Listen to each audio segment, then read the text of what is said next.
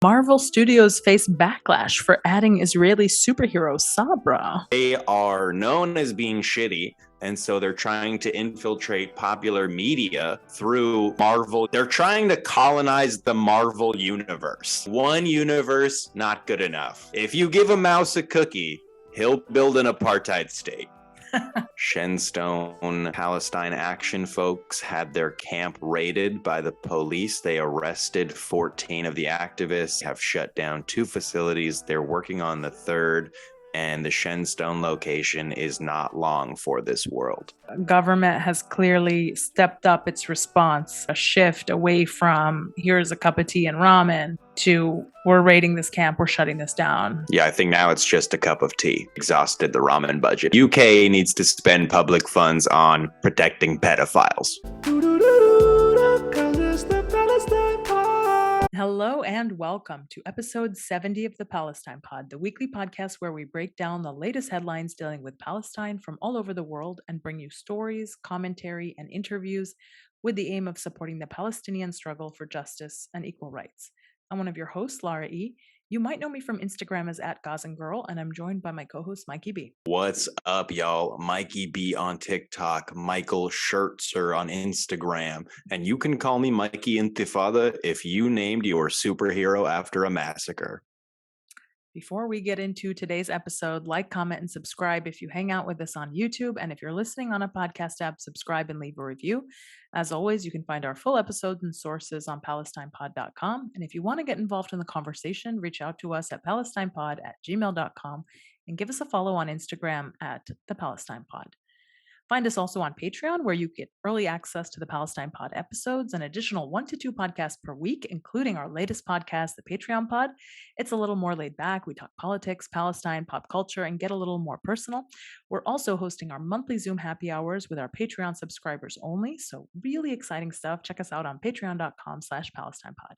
Marvel Studios face backlash for adding Israeli superhero Sabra. Yeah, of course. Her superpowers are deflection and cognitive dissonance. Yes, totally. But so when this first was announced, I saw people on Twitter, Palestinian activists, right, being like, she is an anti-Zionist superhero.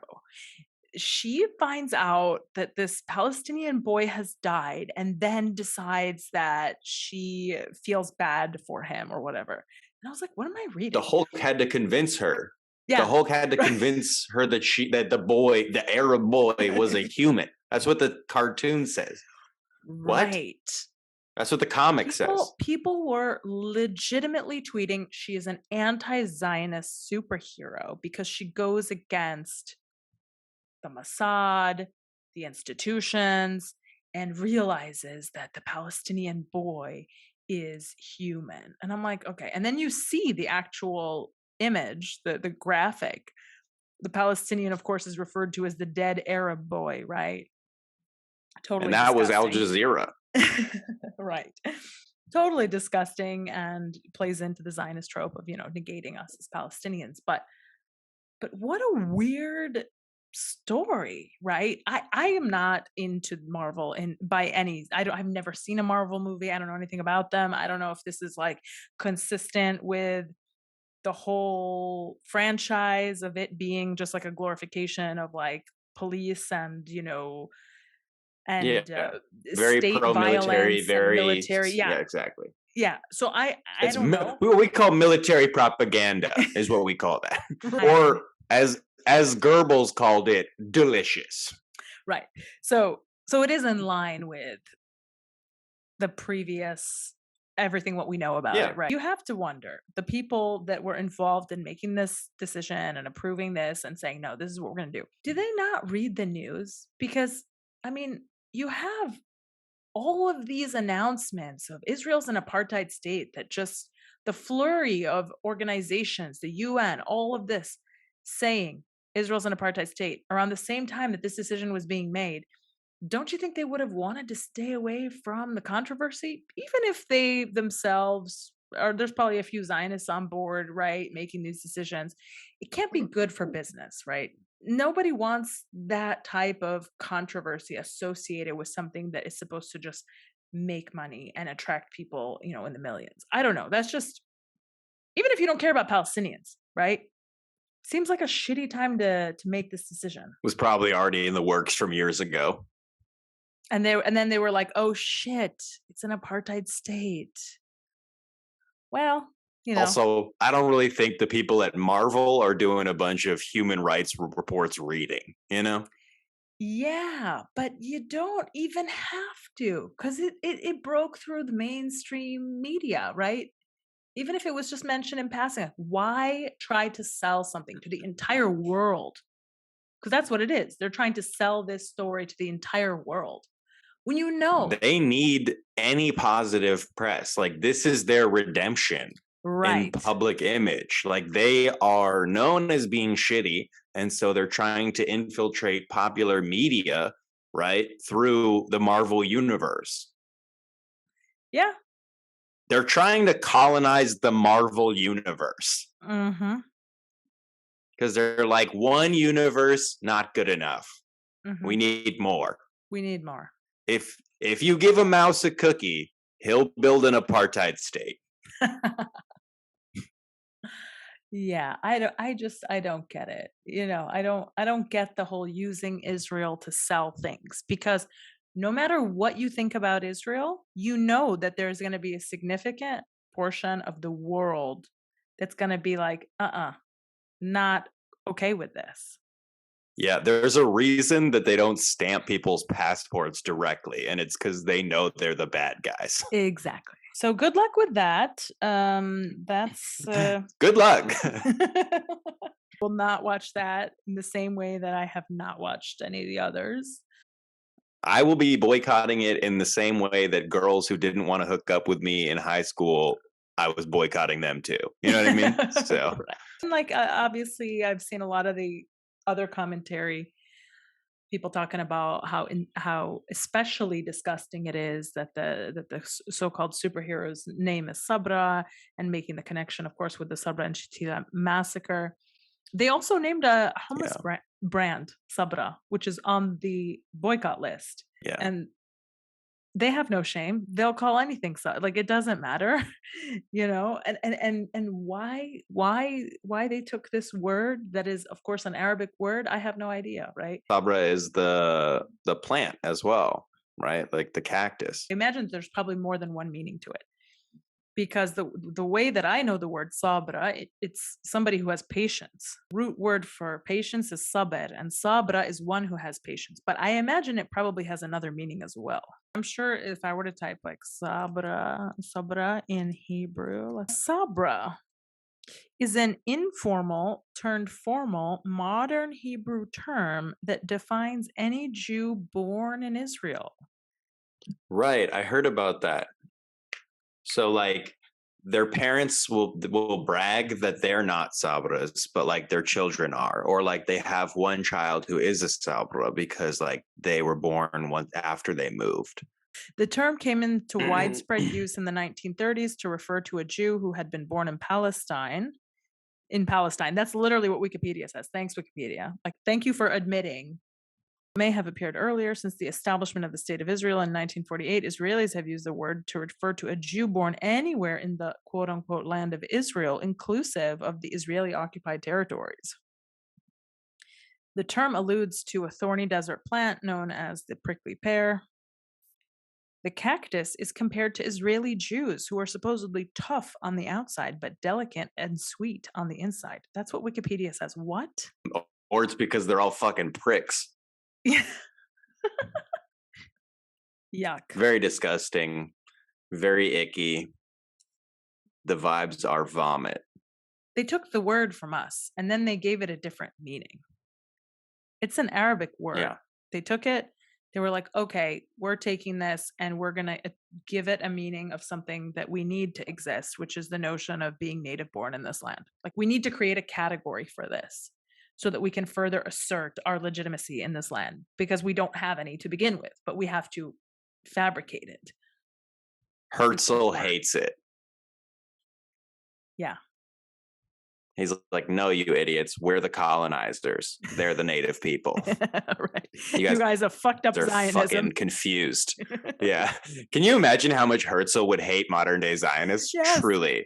They're like, we're indigenous to this land. And Herzl's like, ew, what are you talking about? He's like, we're You fucking moron. Didn't you read my books? Like, I wrote a whole fucking diary of nonsense fucking manifesto shit, and you all didn't read it? about how to be a settler. It's a settler colonial society. You know what, though? I am glad about one thing, and that is that they literally cannot do anything in public without receiving backlash. Exactly. So do whatever you want. Try to exist in the public sphere as an apartheid state. No problem. Keep telling everyone that you're not the bad guys. But Yeah. everywhere you go, we are going to follow you, and we are going to make the news and be very loud about the fact that you are one of the greatest human rights violators of our time. Everywhere they go, death follows them. Yeah. They have a black cloud bigger than Dick Cheney's bank account. And they can't get rid of it. So cool. Like, if you want to invite them to your party, just know that it's going to be Israel plus Black Cloud. And the hummus is going to be trash. Exactly. No olive oil. No olive. Yeah, I mean, that's dry hummus. That's so gross. It's like it's really gross. Like, you just said that. But and they're I was strong. They're strong, prickly people. But they're They delicious. can handle it. They're delicious on the inside. Their throats don't need the oil. They prefer to chafe. You had a visual image of dry hummus and had a fucking mental I did. panic. It was gross. The Shenstone Palestine Action folks had their camp raided by the police. They arrested 14 of the activists. Low-key had a full performance there after we released the episode last week with interviews from the activists involved in the campaign to shut Elbit down. They have shut down 2 facilities. They're working on the 3rd, and the Shenstone location is not long for this world. Yeah. So basically, they raided this camp after our episode came out.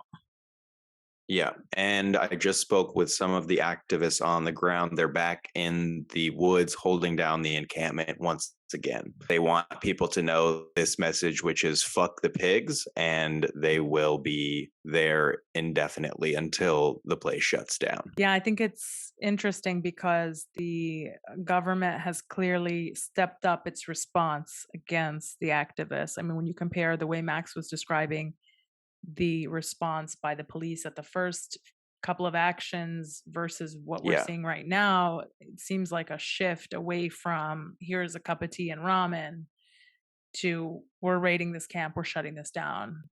They want this to be over. Yeah, I think now it's just a cup of tea. They've probably exhausted the ramen budget at this point.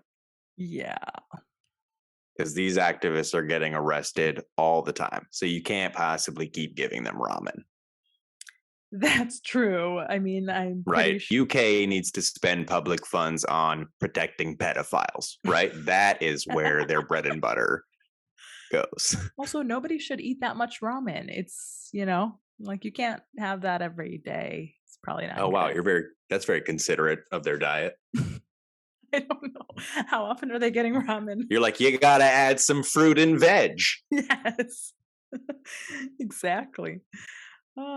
Yeah. So anyways, back to serious news. The Palestine Action folks, they are currently being persecuted by the government of Britain for their activism, for their involvement in shutting down these facilities. So we do need to mobilize.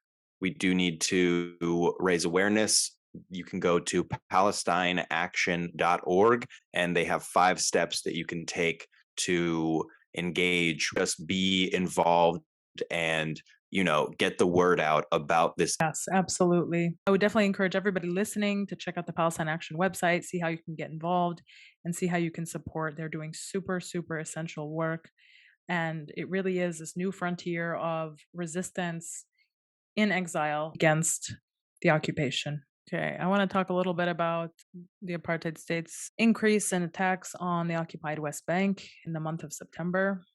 The Electronic Intifada has reported that 6 Palestinians have been killed since the beginning of September in the occupied West Bank. The Israeli occupation has stepped up its attacks on the occupied West Bank this month, and these latest deaths come amid fears that the Palestinian Authority is failing in its task of protecting Israel and its settlers. Making a prediction right now, they're going to use that as a pretext to be like, that's why we have to have occupation soldiers at the West Of Bank. Like course. they're not, it's like they're not doing a good job. We tried to Exactly. give it to the Palestinian Authority, Exactly. but they can't handle it, so we're gonna come in. And it's like, well, first of all, you're already there, right? You guys man the checkpoints and stuff. So but they're going to be like, no, we need bases. We need, and it's like they're going to continue to try and entrench their grip in the West Bank, continue to try and displace people, harass people, lower the quality of life to drive people out. The reality is, Michael, they don't even need a reason because nobody challenges them. So it doesn't even matter. Right. Right. At Right. the end of the day, they're just having a conversation with themselves. So early I actually third heard that Marvel superheroes superpower is avoiding the International Criminal Court. there That's you what I go. heard.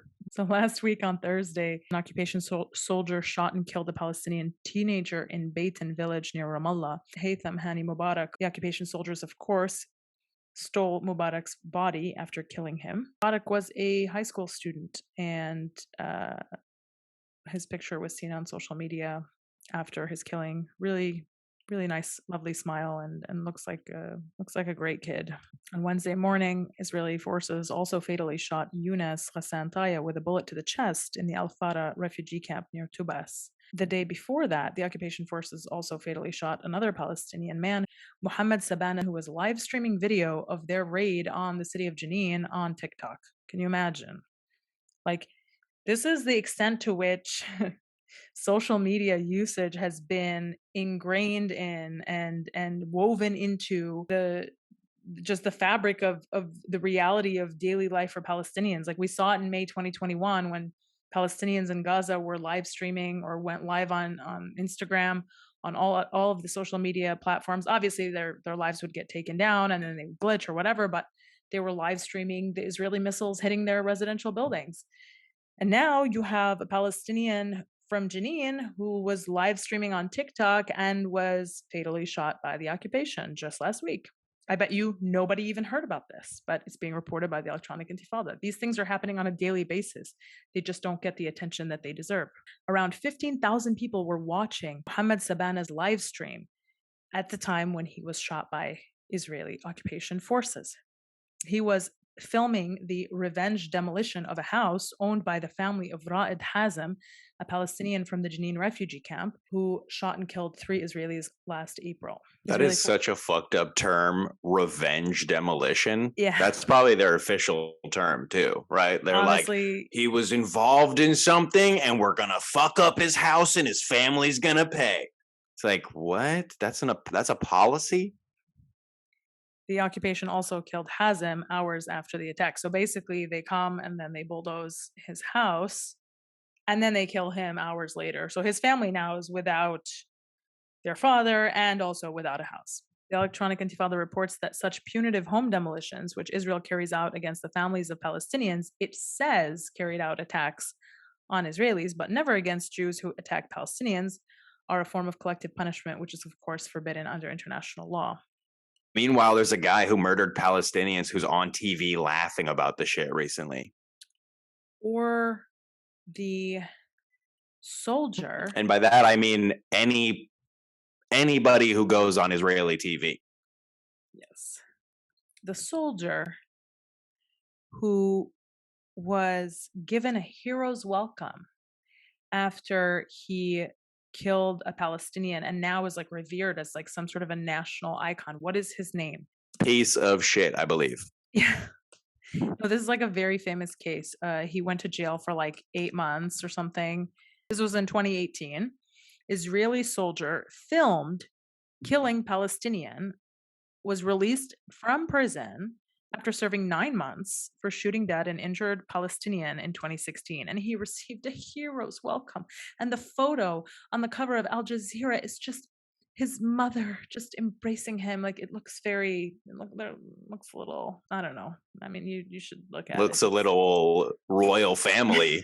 Looks a little Game of Thrones. Elor? Yeah, that's his name, Elor. Sounds like a bridge troll. His mother is just like, look at him, look at him. Oh, my poor, like as if he's the victim. Like he's the victim. Look at him. He's smiling. He's so thrilled. She's like grabbing his face. I see. She's all over him. She's very proud that she raised a murderer. Oh yeah, right. So this guy was one of these are the people I meant to feel sympathy for, allegedly, according to CNN. Yeah. But this guy is an anomaly, right? Because the apartheid state never prosecutes any of its soldiers for killing Palestinians. That's what you're supposed to do. He filmed it, so they had to do something. Right. Like they hate that they had to do something, right? But they're like, you fucking filmed it, you idiot. You know what I mean? Just don't film it next time. Right. But if somebody else films it, it's fine. Because that's what happened with Shireen Abu Akleh. Like somebody else filmed it. If somebody else films it, they could get fucking clapped. And then like the guy who was streaming on TikTok. Or in Shireen's case, somebody else filmed. And then they were like, yeah, it was probably our soldier, but we're not going to do anything about it. That's our official statement. Write it down. Right. Well, no, hold on. First, their official statement was it was Palestinian gunmen, right? Yes. That was their official line. Yes. Then when they got caught on film, they were like, okay, maybe it was us. Maybe. You know what I mean? Perhaps. And now they're like, it was us. Come on. You knew. We knew. And it's like, yeah, we fucking knew, you weirdos. Everybody knew. You're not going to do anything about it. Meanwhile, Ned Price is somewhere in an office. Ned Price is like, la la la la la la la la la la la. No, he's still being like, we call on an independent. I'm sorry. Yeah, we're waiting on an impartial investigation. He's still calling for an independent investigation. It will never happen. He's like, we await for the Israelis to give us something to say. We are waiting for more information. Yeah. Yeah. And it's like, they actually admitted. They already said, he's like, listen, we are going to wait. Yeah, but this Elor Azaria thing is brutal because this murderer, right, was initially sentenced to 18 months in prison for killing Abdel Fattah al-Sharif in the occupied West Bank city of Hebron in March 2016. However, the army's chief of staff, because this guy has this power, reduced the term by 4 months. Again, the army is allowed to reduce the term of a soldier who murdered a Palestinian and filmed it.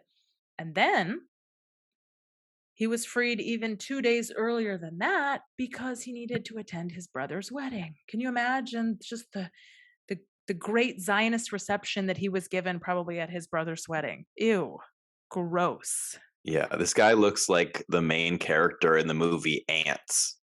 That was a good one. So the video that he filmed shows al-Sharif, 21, lying wounded on the ground, shot along with another Palestinian. And around 11 minutes after the initial shooting, Azaria, the occupation soldier, walked up to al-Sharif and shot him in the head without any provocation, just came up and shot him in the head. And his excuse was he feared that al-Sharif was wearing an explosive belt and could blow himself up at any time. A claim which judges rejected. I mean, remember, there was a video on the guy, right? But they just lie. They just say anything. And the crazy thing is about people who just say anything, they trap you in their reality where you have to respond to the things that they say, even if they're completely detached from reality. So that's why we never address. That's why we don't even talk about it. We just say, this is what they said. Obviously, everybody knows he's lying. He just saw a Palestinian and he's like, they could spontaneously combust. Exactly. Guess which son of a bitch tweeted at him after his release, "It's so good to have you home." Miko Pellet. No, I'm just kidding. No, the then Minister of Zionist Education, Naftali Bennett, tweeted, "It's so good to have you home." Wow, he was the Minister of Education? Yes. That guy is stupid. That guy looks like the type of guy who enjoys burning books. And the then Minister of Transportation and Intelligence, which is weird because usually in most countries it's just like Minister of Transportation. But in apartheid Israel, it's Minister of Transportation and Intelligence. Like everything has and intelligence added onto it. Yeah.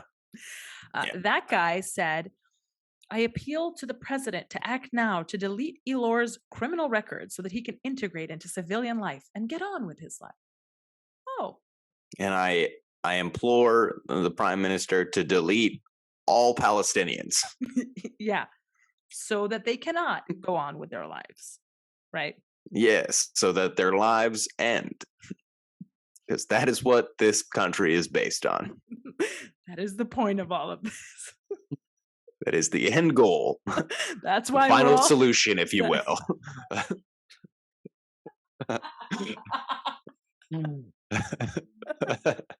Can you imagine if they actually came out and said that? Where they're like, listen, okay, we're trying to rebrand it.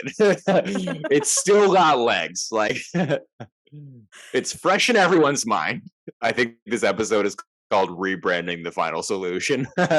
Getting back on track to the Electronic Intifada article, Palestinians who were killed in September.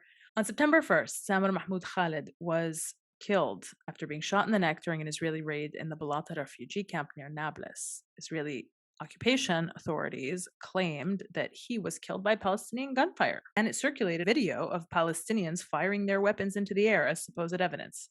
Sound familiar? Yeah, that's the story they run every day. Every day. Every day, there's a guy at his desk somewhere in the apartheid state, and he's got a file on his desktop, one video of some masked guy somewhere shooting his gun up into the air. And then he releases that video and goes, well, that's how he was killed, right? Obviously, this is totally identical to how the apartheid state first tried to explain away the killing of Shireen Abu Akleh. Of course, we know that they admitted that they were most likely the reason. What are some of the other likelihoods? Just say it. Just say it. Like, you did it, own it, just own it. The problem I have with Zionists is the lying, to be honest. I always really? say, For me, it's the murder. I'm not a big murder guy. but I always say Jews used to really be about do not kill and do not steal. And then Zionists kind of fucked up our MO. it's the lying. I think it's the lying because there are certain Zionists who don't lie and who are just supremacists to your face and who are just like, this is how it is. Then there are others. The Kahan camp. Yeah, exactly. And ask any Palestinian and they will tell you that they prefer the ones who don't lie. Because Sure. at least you're not gaslighting us. You are supremacist and that is what you are, and okay, fine. And that's how you live. But you're not trying to simultaneously tell us that we are not being murdered by you. You're like, you are being murdered by me, and that's fine. Okay. Yeah, they're celebrating. Exactly. In the last few months, we've seen the occupation intensify their lethal raids across the occupied West Bank, especially in Jenin and Nablus, because of this resurgence of Palestinian armed resistance. It seems like the apartheid state is a bit worried that the PA is losing control over these areas of the occupied West Bank. And apparently, they are now considering giving the PA more economic assistance than they're already providing so that the PA can strengthen its hold over Palestinians living in the occupied West Bank. So, terrible news day for the PA, who once again comes out looking like Israel's lapdog. Just horrific institution for Palestinians. And I am looking forward to the day that it also falls, in addition to the apartheid state, because both need to go hand in hand, off into the sunset. Inshallah. Yes. Let's talk about Kim at Food Benders. She is also doing some litigation. She's suing the JDL, which, as we all know, is a terrorist organization that was based in Toronto and has since dissolved as a chapter. They are actually Kahanists. They're like the type of people who are like, we should murder Palestinians. They threaten Palestinians in Toronto all the time. There's Mir Weinstein, this weirdo dude who has like a broadcast where he often just threatens people, talks about Jewish supremacy. And so she is engaged in a suit with them right now. And there was a judge who was a part of her pretrial proceedings who literally has the surname Kahan. And I did a little investigation, and she is a Israeli and Canadian judge who was like seemingly handpicked for this proceeding. You know, I did a little sleuthing. I did a little unit 8200ing like they do, and I checked out the like her Facebook friends list, and it's like a who's who of intelligentsia in the occupation. And so it's like, it's very suspect. It's just wild that there's somebody involved in a position of authority who is not only named Kahan, but has connections to the Zionist occupation. And they are involved in deciding aspects of procedure for a case that is largely about the Zionist occupation of Palestine. It seems like it would be a blatant conflict of interest. And we would just like to get more attention to the fact that it seems like our friend Kim is likely being set up to, get fucked over in court, because that's what they do. They install people in places of power, and then they influence the decisions that happen. And that's why you have a motherfucking Marvel character that is named after the murder of Palestinians. Yeah, let's put it this way. If it's a coincidence, it's a very, very peculiar coincidence. First of all, how many cases are there dealing with Palestine that are, up at the docket wherever this proceeding is taking place in Canada? Probably not too many. Probably like one. Very few, I would imagine. Right. And how many of those judges are, working within the Canadian judicial system are named Kahan? And speak Hebrew and like visit the occupation in their bio. Like pretty rare. Probably not too many, right? It's 100% a reason to recuse yourself as a judge. And the fact that she hasn't done that is highly problematic and really just shows what somebody who is willing to go up against these forces can face at every step of the way. It wasn't enough for them to destroy her business. Which they did, by the way. Which they actually did. I'm not talking about just financially either. Like they physically destroyed the property.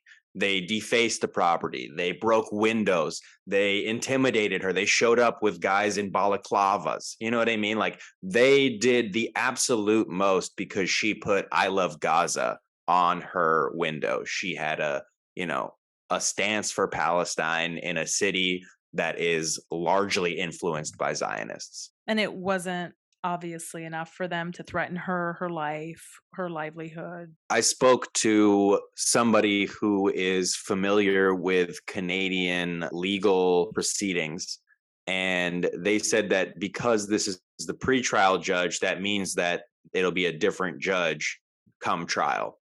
But I mean, if they've got somebody installed as a pretrial judge, it's likely going to be fixes in when the judge comes too, right? They can get to the pre-trial. The trial is no problem. Person told me that was going to like alleviate my anxiety about the situation. They're like, oh, well, it's going to be a different judge. It's like, oh, okay. That just means they can install two judges. Right. Right. Like I hate lawyers for that reason sometimes, because they're so like procedural. They can't even understand like why the bad thing that they just said. You know what I mean? Like sure. Shit on a bunch of lawyers. Like, oh yeah, it's just everybody's gonna go hungry, I guess. I don't know. You know what I mean? I'm totally fine with like, that. What? It's warranted. You sound like a robot. Yes. Now you understand why I'm so literal.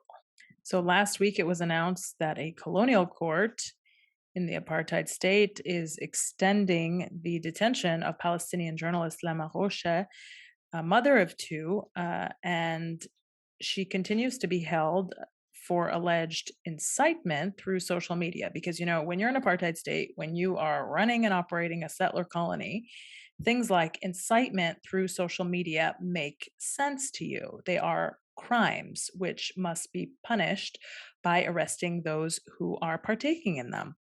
She was actually arrested when the occupation showed up to her house and took her away in front of her two screaming children who are 5 and 3 years old.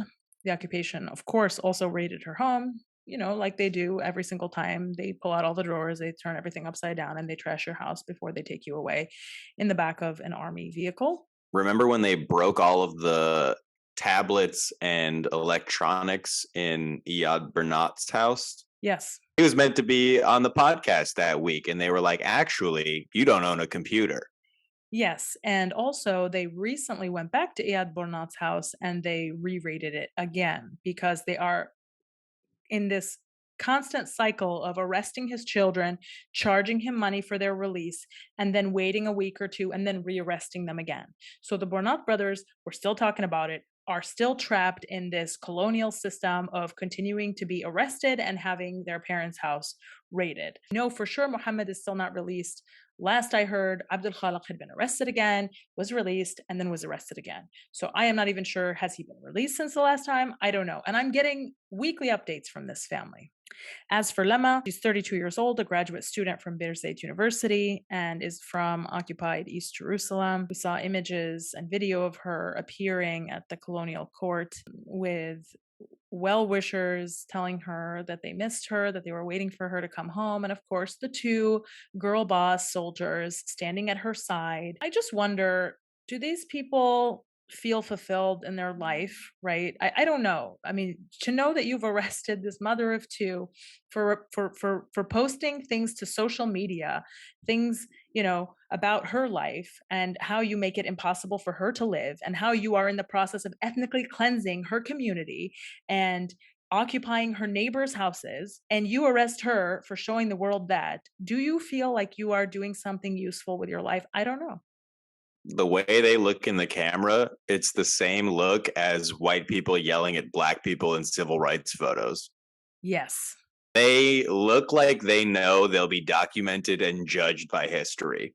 The Zionists took her phone and her computer. It is believed, of course, that her work as a journalist and her defense of the Sheikh Jarrah homes against the illegal takeover by Jewish settlers is the reason for this arrest. Completely brutal and just totally in line with what you expect from the Zionist apartheid state. They're like, hey, we're actually being nice. We didn't murder her. What's everyone All we making? did was lock her up. Why is everyone making a big stink of this, right? So if you ever want to wrap Zionism up in an article to send to your friends who have no idea what the heck this whole thing is about, send them this recent article from the Haaretz entitled "The Israeli Escape Room That Lets You Become a Palestinian Jailbreaker." It's difficult for me to even go through this. It turns out that the Zionists have turned the escape from Gilboa prison that was revered and celebrated by Palestinians and lovers of justice all around the world last year into an escape room. It is now a pay-to-experience activity as some sort of a form of entertainment. It's very, very strange, but the author of this article actually participates in this escape room and goes on to describe the whole experience and actually applauds it for being an authentic experience. How would she know? It's very strange. It's so authentic, we had to use spoons. She writes that upon entrance into the escape room, you are greeted with this sign that says, "Will your escape end at the Jenin refugee camp or with a return to Gilboa prison?" The escape room opened 6 months after the jailbreak. They don't waste time. They're like, we're monetizing this struggle. It's super crazy to think that like the target demo of the people who are engaging in this escape room are the same people who were like, find them and lock them back up. And murder them. They murdered like half of them. So she describes arriving and seeing a large group of teenage girls in 3/4 sleeves and long skirts giggling and pulling kifyas from their necks. on their way out. Again, we're talking about Zionists who are playing dress up as Palestinians as a form of You ever entertainment. cosplay? You ever cosplay as the people you're oppressing? What is that, Michael? Is that called something? A mental illness? Like it's actually a phenomena that happens in like on Turtle Island as well, right? There are white settlers who will dress up in like native garb and do Yes. like ceremonies and like try and recreate that type of like native setting, but they're obviously not. They're obviously appropriating culture. They're obviously disgusting. It's a gross thing to do because you murdered those people, you took their land, and now you're dressing up like they're a costume. Well, this is exactly what's happening at the Gilboa prison escape room. The author describes how these girls have just taken a selfie with the pièce de résistance of the room, which is a mannequin dressed in a prison jumpsuit, slouched in a chair with his hands bound, wearing a kifia on which there is a printout of the face of Zakaria Zubaydi. So basically, people are, for fun, taking photos of a makeshift scarecrow of Zakaria Zubaydi. Zionists are doing this for fun. Bizarre. Dude, they're so weird, bro. Every week we log on and it's like, couldn't get any weirder this week. And it does. So now she describes the escape room game has begun.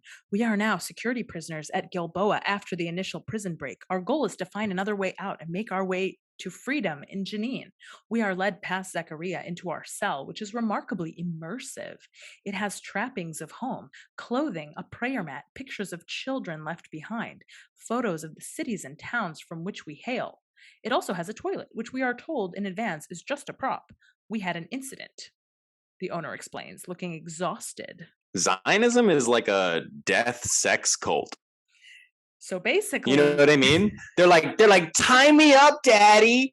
I'm trying to escape from prison. It's like, you guys are disgusting. but also we're going to shit in this fake toilet. And Okay. then we're not going to use a bidet. She goes on to say that the puzzles are delightfully challenging. The room is littered with brilliant clues and seductive red herrings. Yeah, but she has trouble drawing inside the lines. And she also exclaims how some of the puzzles are even in Arabic, and she had to rely on her partner's knowledge of Arabic to get one of the puzzles right. She says there are audio recordings and videos meant to bring us further into the story, to remind us that the Shin Bet is ever watchful. There are motion detection laser beams, which I dodge by thrusting myself across the floor on my belly like a slug. Okay. She's writing erotica. She's literally writing erotica. Hold on. This ends by her getting thrown into a van by a man whose face is obscured with a kifya, shouting, Yalla, ta'al, come on, let's go.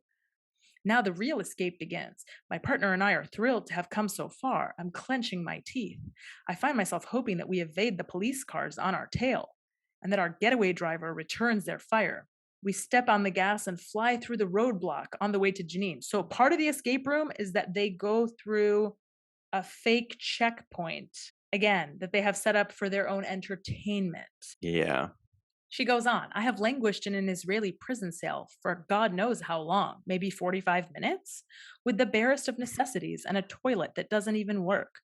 I have to bribe the crooked guards and sit through polygraph tests and have my every action watched. I don't even know the charges against me. I just want to get back to Jenin. This is a letter she's writing. She Right. sounds like a Civil War veteran. You know what I mean? So it's like I just envisioned her writing like, Dearest Yeshua, And the the conditions are bad. Morale is low. Sorry. All right, go ahead. Sorry. The grand finale is when they arrive at the Jenin market.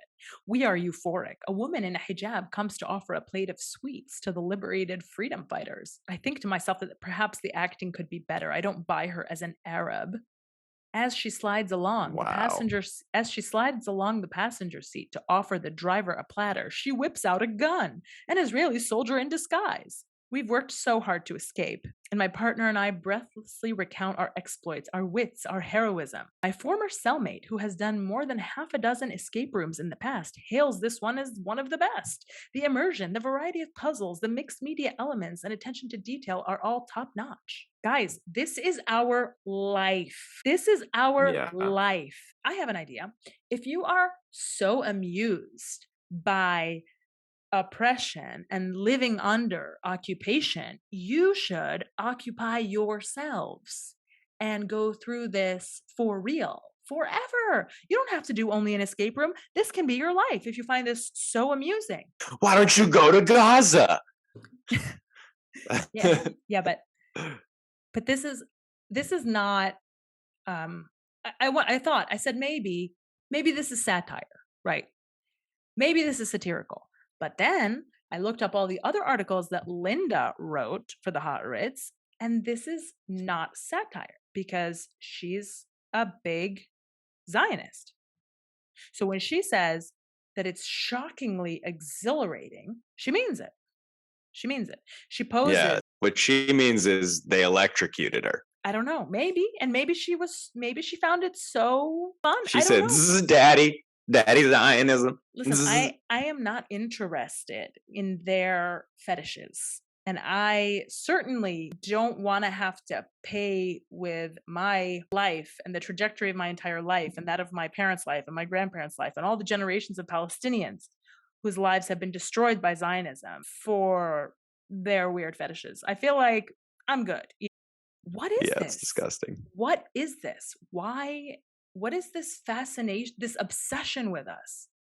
You want to be us so badly that you are using your free time to play dress up as us in circumstances where we are the most oppressed by you? Like, this isn't even like we're going to dress up like Palestinians and like have a party. This is like we're going to dress up like Palestinians when they have been languishing in colonial prisons for their entire lives, when their families have been killed, when their entire life has been committed to this resistance struggle against us because they have no rights. This is like a different level of appropriation and cosplay. We're not trying to be you in your best moments. We're trying to be you when we're oppressing you because we find that entertaining. This is Olympic level fetishization, right? Because it's like regular Palestinians don't even interest them anymore. Like they can't come from regular sex. Yes. They need Yes. they need something more, So that's why they are fetishizing and cosplaying Palestinians when they have been like so fully oppressed by the occupation that they've become lionized as idols of resistance. And it's like, that's the only time they can come.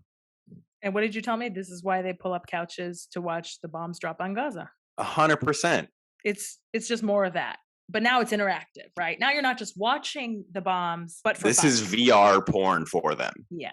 Like they need this. It's a sickness and it's a sick society. They need help, Michael. They need a lot of help. And Yeah. I just got this from the Hot Ritz. I didn't make this up. I just read you an article that exists that I didn't even have to embellish. I didn't do anything here. I just read it. That they published willingly. And yeah. And nobody was like, you got to do this. They did it on their own. The comments are just like, what the fuck is wrong with you? Somebody wrote, this crass author and her crass editors and the crass participants described revealed way more about Israelis than they realized. This article is cringeworthy. Disgusting dehumanization of people as the other. Shame on you. The author and her friends are so indoctrinated in their own racism and stupidity that I'm sure they had a grand old time recounting this experience. I'm sure it wouldn't be anywhere near as funny if it was Jews breaking out of the Warsaw prison in Poland. Meet the never again crowd. Disgusting. How low? Fire. Yeah. Yep. Okay. So actually, all of the comments on this article were, "This is a travesty." Can you imagine if Klansmen wrote an article about cosplaying as enslaved people? They're like, you should try this escape room we just started. Check us out. Right. Oh my God, you should do way more bits with that accent because that's hysterical. I'm going up north. Oh my God, you do a good redneck. Check out our website, www.palestinepod.com. Give us a follow on Instagram at @thepalestinepod. Send us an email at palestinepod@gmail.com and find us on Patreon, www.patreon.com/palestinepod. That's been another episode of the Palestine Pod. Thank you all so much for listening. Have a great day.